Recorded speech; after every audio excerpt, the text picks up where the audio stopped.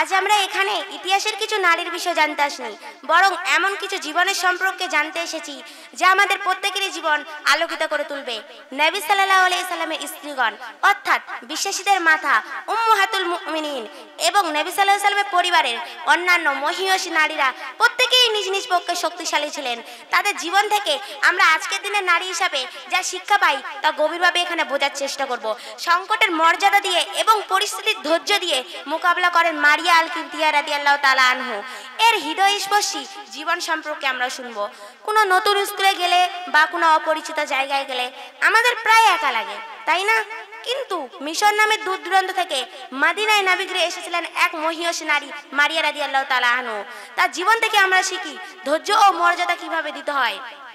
মিশরের শাসকদের পক্ষ থেকে নবী সাল্লাল্লাহু আলাইহি সাল্লামের জন্য উপহার এসেছিলেন।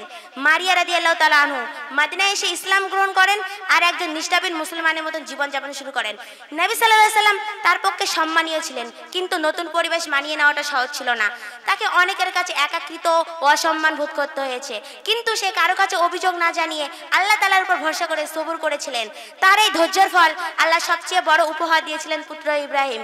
কিন্তু সে বেশি দিন থাকেনি, মাত্র 1.5 বছর বয়সে ইব্রাহিমের ইন্তিকাল হয়ে গেল।